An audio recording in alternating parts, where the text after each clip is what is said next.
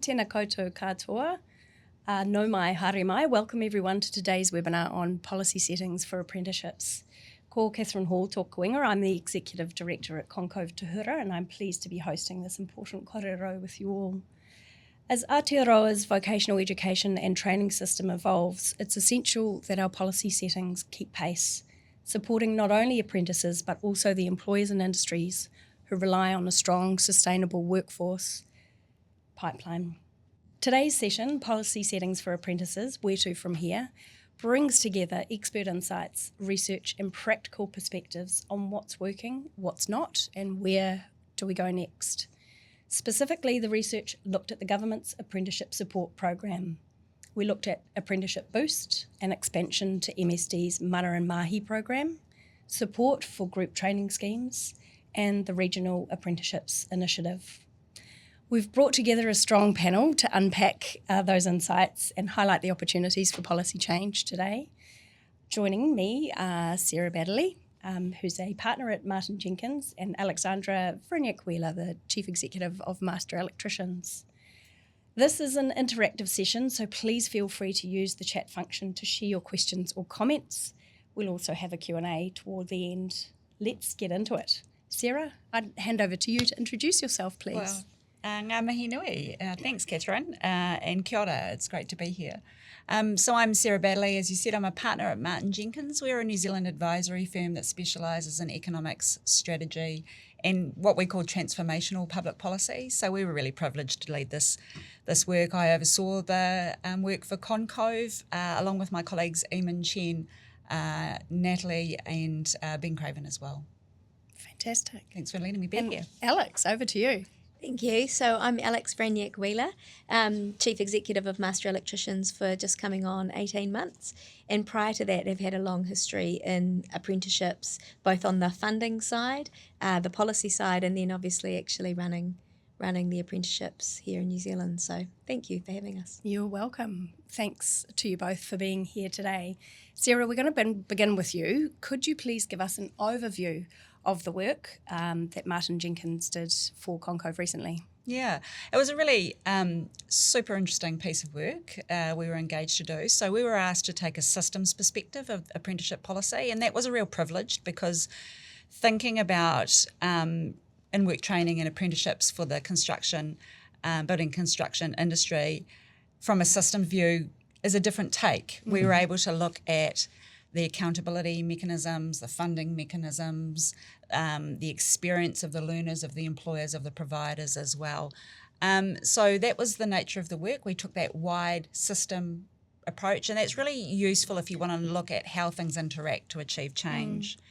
Our key findings, it's a weighty report. Some of the more interesting findings largely relate to the insights we're able to see around completion rates.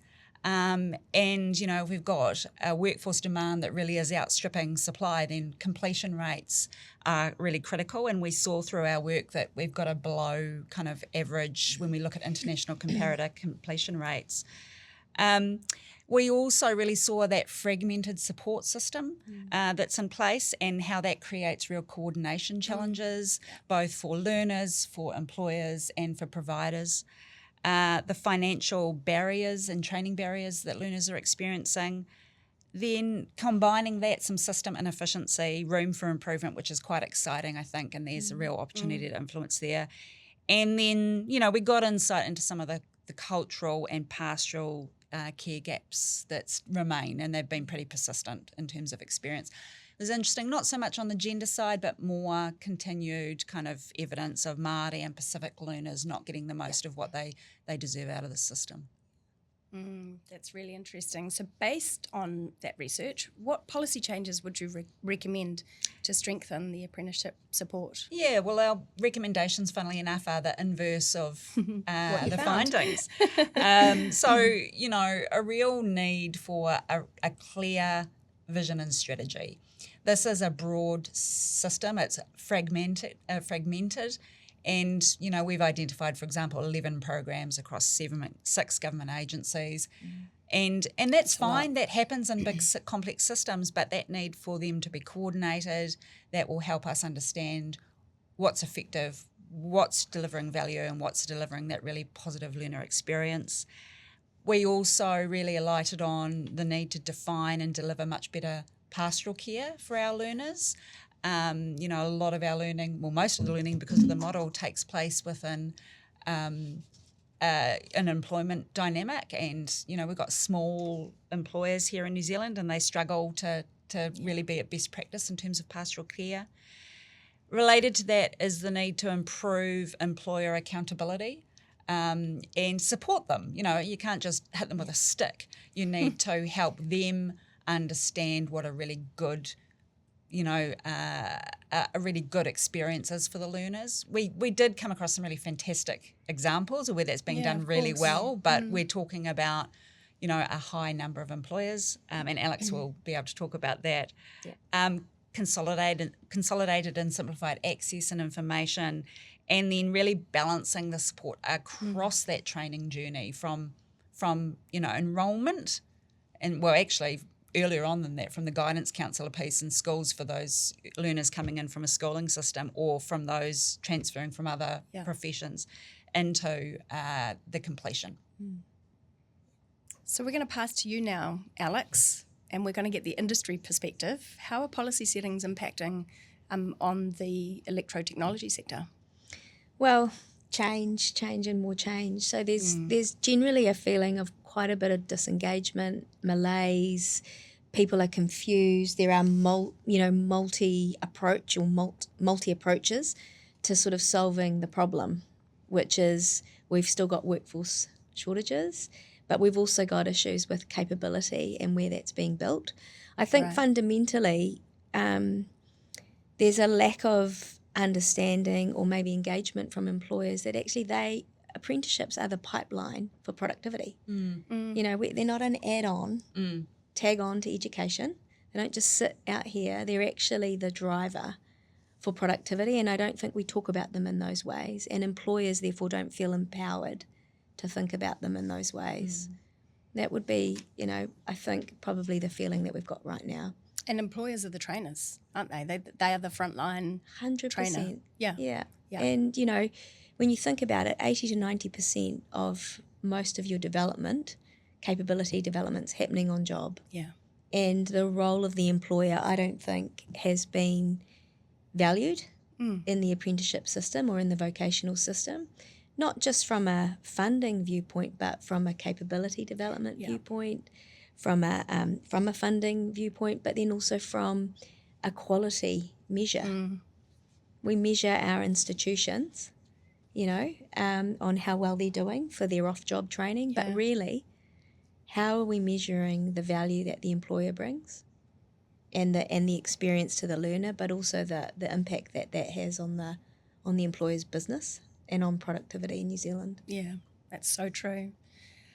So, Alex, back to you then. What is the one thing that you would recommend that government could be doing now?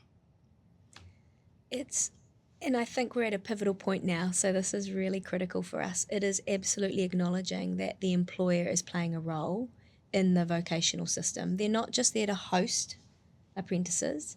I mean, without the employer, we wouldn't have apprenticeships, but it's more than that. It's about saying the employer is playing a critical role in upskilling this individual, teaching them productivity habits, actually building their competency and their capability in the system. Yeah. And we're hoping that they do that consistently across the country, across various trades. Very much like that, isn't it? You know, it it is. And so we haven't invested in that. We haven't provided capability development for the employer to say this is what a really good experience looks like for an apprentice. And hey, if we do this really well, your business is going to benefit. And here's how it's going to benefit. You know, we haven't formalised that in any way. We haven't offered any tax incentives or rebates for those employers who do apprenticeship training really well. We've actually, over time, disempowered them. Yeah. In electrotechnology, your employers used to be able to sign off, and you'll remember this, sign off and verify that the learning had happened and that, you know, it was up to a standard. We've taken that off them now, and it sits with the provider. That empowerment's sort of been lost. That view's reinforced by our research as well, Alex, because there's a couple of threads there.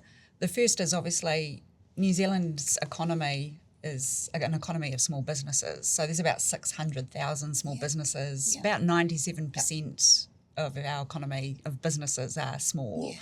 And so that capability and that consistency and the support for small businesses to also be teachers is challenging. You know, we need to get a system that enables that consistent quality experience, and that played through and showed through in our approach and our research.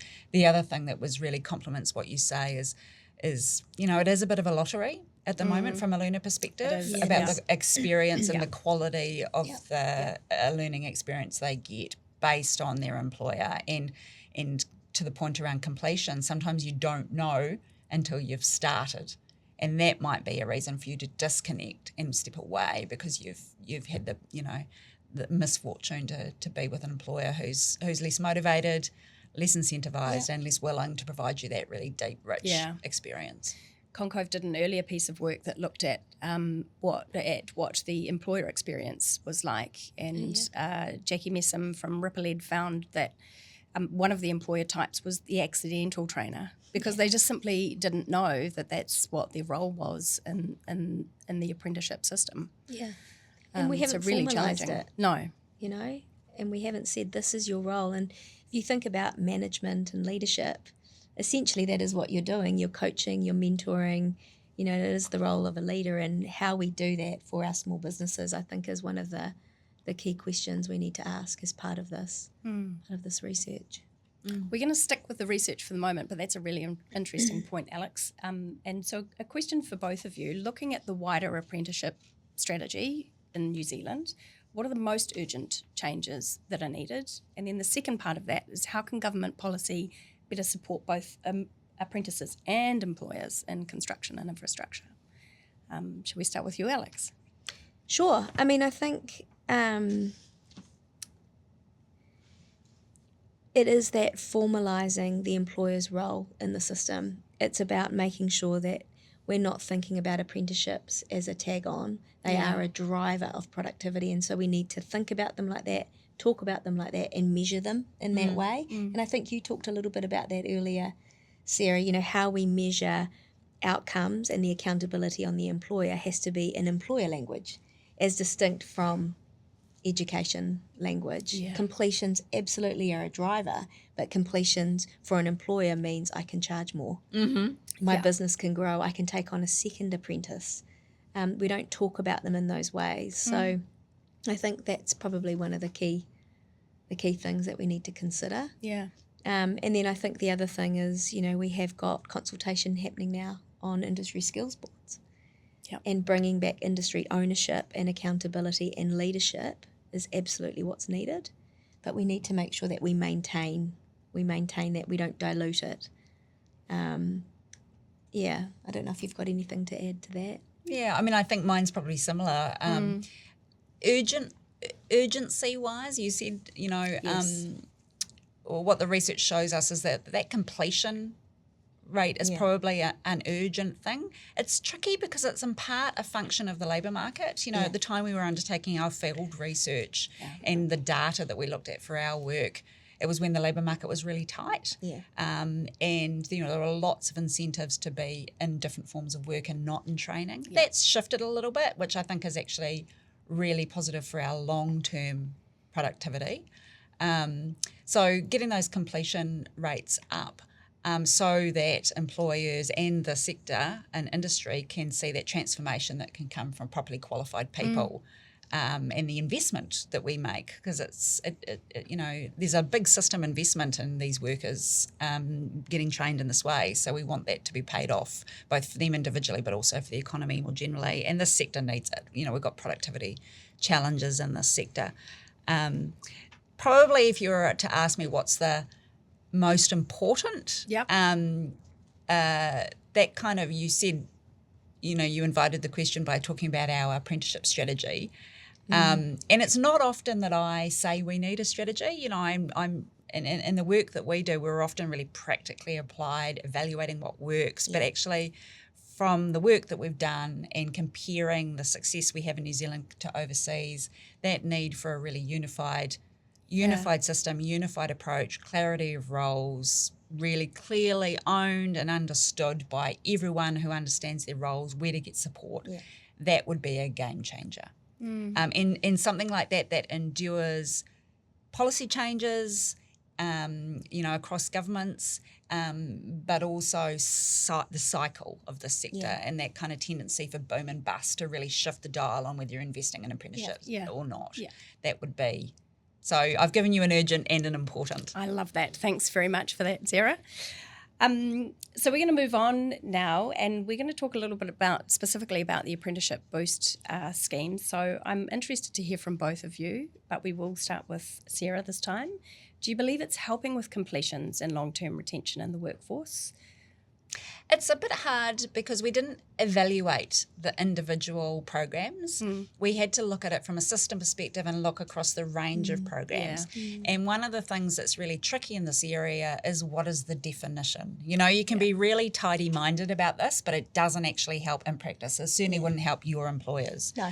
And so much of the work and the thinking is driven by looking at an individual program versus how they work together. In the system.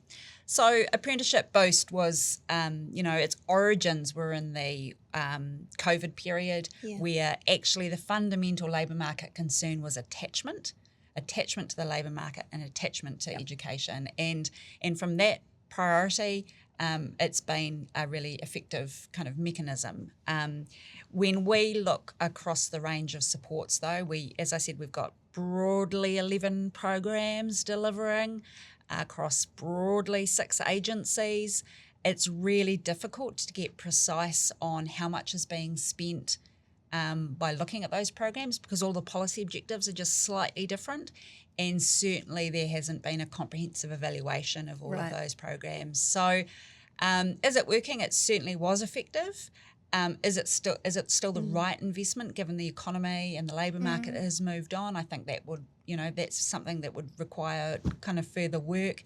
What I would say is, in the absence of that kind of really clear outcome-based strategy, we can see that there's a lot of money being spent. Being able to talk to how much value there is and whether it's being spent on the right things is probably, it's a good opportunity. And the changes that are coming up, it's a good chance to look at that and see what's really working and what, more importantly, what will work into the future. Yeah. Alex, any thoughts from you on the industry perspective? Yeah, I mean, I think you raised some really good points there when you talk about value. Where is the value attributed? Value that employers have may differ slightly from the value that the Crown has in terms of funding. But ultimately, we're talking about capability, and if we use that term capability, we move away from credits and qualifications and completions to capability development. Yeah. And I think there's a couple of things there. We know that the Boost was successful in getting people back in, but our industries, particularly in the electrotechnology industry, are wanting the right people. And I think that while the Boost has been successful in getting people, are they the right people for the industry? Have they got the right levels of ambition? Separate to the work readiness, are they committed to the industry? Will they stay in the industry? Those are questions that we've certainly got, and I think while it did stimulate some sort of relief for employers, I think it's also made employers realise that picking the right people for their business, making sure there's values alignment, making sure that they have got the ambition is going to be critical to looking at that particular fund going forward. And I think, ultimately when you look at the pool of monies, and you've touched on that, the pool of monies that are available, if we actually had a strategy that talked about productivity, New Zealand Inc., productivity, the skills race that our industry has right now. I mean, we're in a skills race. You look at the energy transition that we need to deliver over the next 5 to 10 years. We are in an international skills race, and we are nowhere near starting line even. No, we're 2 to 5 years currently behind in terms of technology adoption. So products are in the market right now, and our workforce isn't taking it up nearly at the rate that they need to. So 2 to 5 years behind, and that will continue to increase if we don't get ahead of the curve. So I think Boost, yes, initially for stimulating some sort of reconnection, but certainly in terms of what our industry needs from a future-focused, ready workforce, nowhere close. Okay. Yeah. We're going to move on, and I'm going to come to Sarah. And you mentioned earlier, you talked a little bit about the learner experience and being able to deep dive into that as a part of the work that you did. So making sure that apprentices have the right support to be able to be successful. Tell us a little bit about what you learned through the work that you've done. Yeah, it was a real privilege actually for the team to spend time with apprentices in individual conversations and also in kind of group situations, and also with their employers and many participants who are part of making that dynamic successful. Yeah. It recognises the uniqueness about the apprenticeship relationship, which is that kind of tripartite relationship between the provider, the employer, and the learner and worker themselves. So it was really great to spend time with them and get their insights. I mean, some of it's what we've heard, before. We've all, and people in the watching the webinar would have heard it before. But there was some interesting variations that were coming through that are quite distinct to this way of learning. The financial pressure on these kind of learners was really kind of paramount. So even though they're working at the same time, they're still under financial pressure. Yeah, and people who are learning are often under financial pressure. But their constraints or lack of awareness or actual barriers for them accessing things like StudyLink and student loans easily were raised. Another example is just the effect of the training wage for employers that choose that path. Was something that was really difficult. And because these learners are working and learning, they can't often have another job as well. The other thing is some of these learners, it's heavy manual work. They're not sitting down all day and then can do an evening shift. They're labouring and doing physical work, and they're tired at the end of the day. So that was kind of interesting. The point around quality of training and it being a bit of a lottery, we talked about that earlier, and that's real. System navigation, that's quite common when we look at big complex systems and big public policy problems, but And I don't, when you're having to invest a lot of money in navigating a system, then it's usually a sign to me that the system's got a problem. But that was a real theme, both from employers and workers. There was also some really interesting continued narrative about this form of training versus a university education, which is just, you rolled your eyes, Alex, right? You rolled your eyes. And I don't know about you, but the flashest house on my street is not owned by an accountant. That's right. It's owned by a tradie. And so that kind of narrative that continues to persist, particularly from high school and careers advice, where, secondary schools are being really motivated to put smart kids into university settings or to get that pathway, even though your sector, for example, Alex, is crying out for those smart kids to go into it. So that's some of the insights. I think probably I'll just throw in another one for the older learner experience, so positive from someone who's actually either doing a career change or is late. Better completion rates, better feedback from employers. So shout out to the older learners moving into apprenticeship settings, because they seem to be the ones that are really nailing it. And we know that there's actually about 61% of people are transitioning into construction and infrastructure from other sectors. So that number's quite high. But we haven't nailed the 39% who aren't transitioning from somewhere else and perhaps need a little bit more support alongside their employers to keep them engaged and completing the whole way through. Alex, for you, from a business owner's perspective, how well do you think the current apprenticeship system is delivering to your industry's needs? We've got a 6,000 worker shortage right now, just for a caller electrical, so call them an electrician. We have 20% then retiring on top of that year on year. And we've got the pace of technology and the change that is happening in our sector right now coming together to form a perfect storm. So we don't have a dedicated, future-focused view of how many. What does that workforce look like? How many do we need? Australia knows straight away they need 32,000 more electrical workers to support with their energy transition. We've started to look at that work, but we're nowhere near completing it yet, so I can't actually answer your question other than to say right now we've still got a shortage. You couple that with a lack of business ambition. So we've got a few businesses who are really ambitious, right? And then we've got a whole lot of things happening in our sector that are impacting on that ambition. Retentions, and the fact that, we've got big construction companies still not holding money in trust. And so, that little business is going to think, am I willing to take that risk, or am I better off just to stick with what I know? We can't afford them to stick with what they know because we've got that technology change, we've got that energy transition happening, and we need them to pick up more apprentices, and we need them to train and develop their own capability and their workforce. So I think we've got a lot of work to do. And we've got to absolutely be thinking about that future. We cannot just keep thinking about the here and now.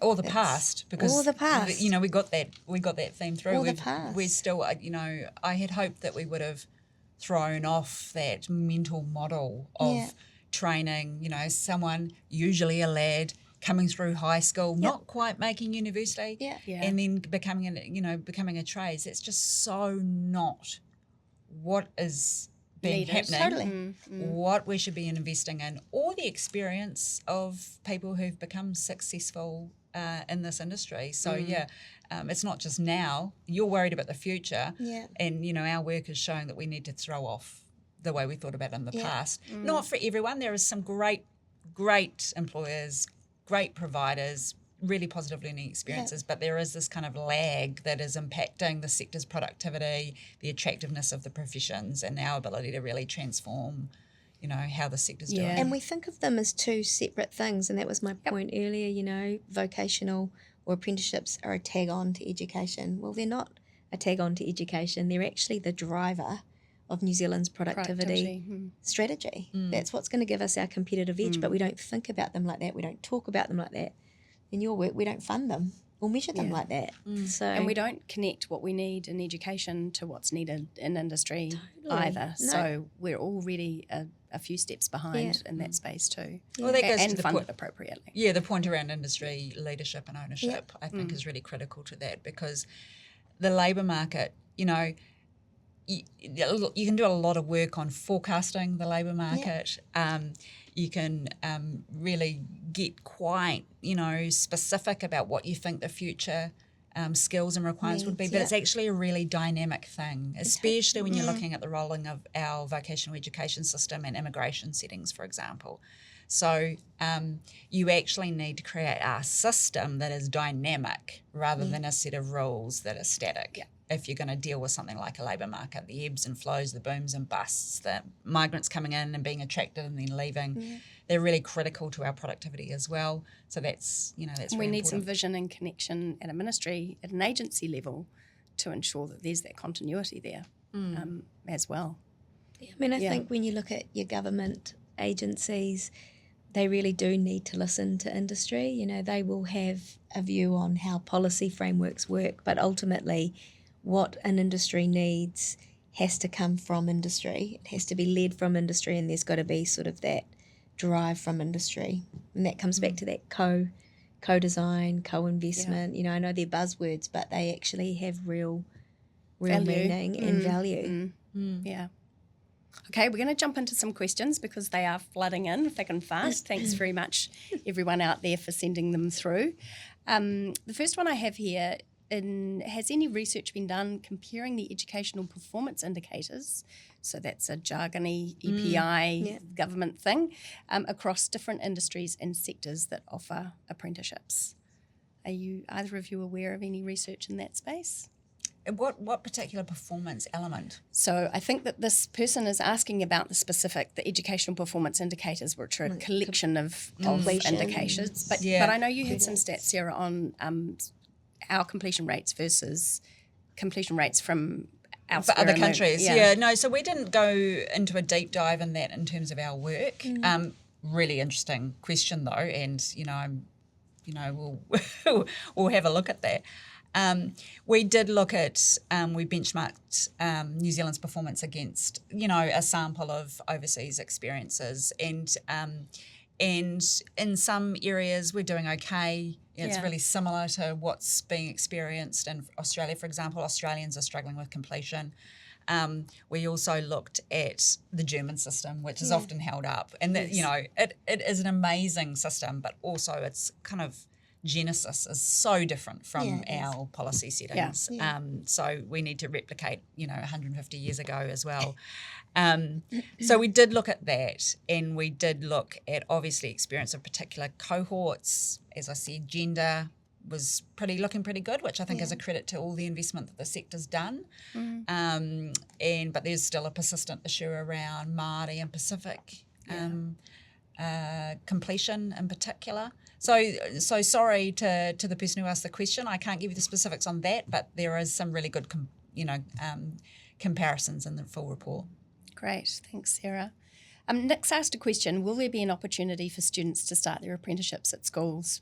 I'm going to rephrase that slightly. Would you like to see something like that, Alex? We would love to see that. I think, we've got so many iterations of the same thing, Gateway, STAR, but actually how do we create a pathway for learners that they're willing to engage with at year 7, 8, 9? My son's in year 5.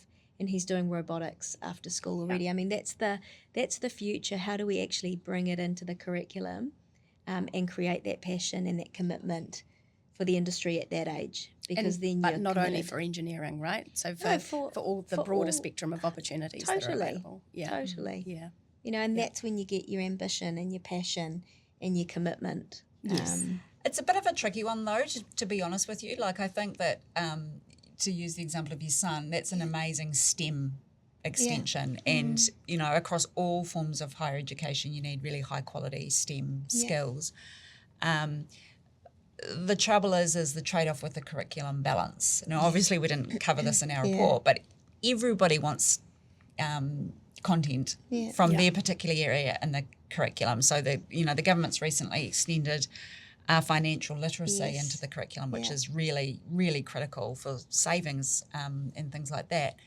I think I'd differentiate that, the importance and criticality of STEM, from really good advice and really good pathways. That is certainly what we found in our work, is that the quality of that careers advice and the pathways into, this form of learning is still not where it could be. When you think about the advice that career people are giving, if you think about vocational education, there's an element of, not all the time, but there's an element of hands-on in everything that we do. And you think about AI coming down the pipeline, AI probably will be further away from replacing an electrician's job or a vocational hands-on job than my job. Yeah. And hairdresser. A hairdresser. So I sort of think, like we've almost come full circle and we're back now where we're saying actually robots are going to take some time to become as coordinated and as experienced with humans. So I listen to that and go, for all the career advisors and counsellors out there, that is a safe, sturdy pathway for individuals. And lucrative. Don't forget that guy in my house, down my street, that's got the nicer house. Yeah. Okay, couple more, I think, and then we might be close to wrapping up.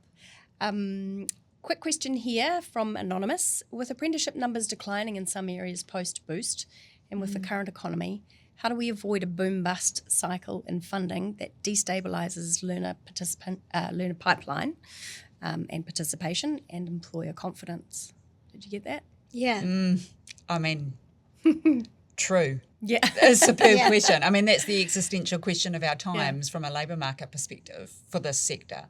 The boom and the bust, the last one on is the first one off small business kind of mentality to thinking about labour market, the incentives to your point around keeping the apprentice on, because you'll see that when it comes right, they'll be the one that will be able to be the higher hourly rate. You know, that it is a worry. It's concerning. And, you know, our work that we did for Concove obviously is a contribution to really say hold the course, see through the current cyclical contraction, look at, you know, these people are the, you know, tomorrow's, you know, workforce, and we really need them to stay the course, to attain and to grow.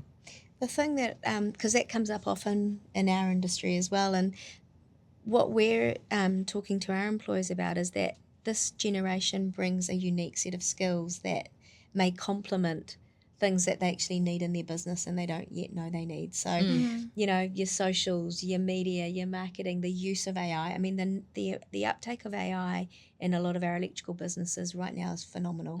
Wow. They're feeding it information, they're feeding it contracts, they're using it to make their business more efficient. Fantastic. And I think this generation that's come in that is more savvy has got a role to play in helping them do that. So yes, they may not have work for them on the tools, but there's a whole lot of things they could be doing in their business right now to future-proof it. And I think that could be an answer to your boom and bust. Okay, we're going to go for one more question, and then we are going to stay behind after the webinar has finished today to record some more questions, and then we will be able to release those to you a bit later on down the track. Excuse me. Okay, question from Jackie. Are there any plans to increase the level of pastoral support given by account managers to include life skills to address those life challenges that can get in the way of completion? That's a good one, Jackie. That is such a good one. You talked about, sorry, Alex, No. Sarah talked about pastoral support a little bit in the research too. Yeah, I mean, it very clearly came through that, you know, young people have complicated lives. Yeah. They have growing ability to deal with complicated lives. They're also, you know, the research identified that they're financially challenged. Those that are more mature going into this form of learning often have got family and responsibilities, so their lives are even more complicated. Yeah.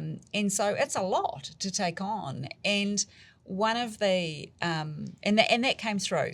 And I think we heard some amazing experience, particularly from a Māori provision perspective, where there was a real whanaungatanga that was occurring within the employer, worker, apprentice kind of dynamic that was really moving. But we aren't seeing that at scale. We aren't seeing that people are really clear on whose role it is. So, and I think maybe that's what's behind this question as well, is whose role is it? I mean, the answer is it's kind of everybody's role, but you need to be more sophisticated than that. You need to think who's got the time, who's got the incentives, who's receiving the funding, you know, how is it done? When does that boundary between what an employment relationship is and what a learning relationship is going to be really critical, I think, to get it to make it really successful. Yeah, I mean, I think that I was just going to add to that and say the same thing from an HR perspective.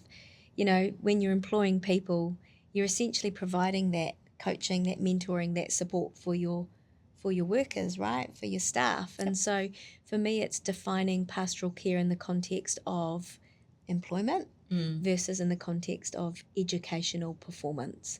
And we have to talk about them as two quite separate things, because what we don't want is a divestment of accountability on either side. Yes. We actually need clarity to provide partnership. Otherwise, we end up with a not my job. So I think providing clarity and definition is going to be critical in the new world.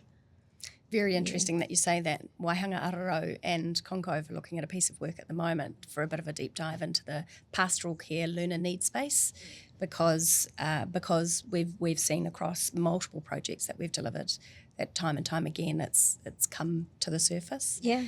And I know that government are also interested, and if we could silver bullet that would be incredible. It would solve a lot of your problems. Yeah, that's right. Yeah. We have had pointed out on the chat here, thanks very much, that there is some guidelines for employers that they are embedded in the code of practice or the code of conduct.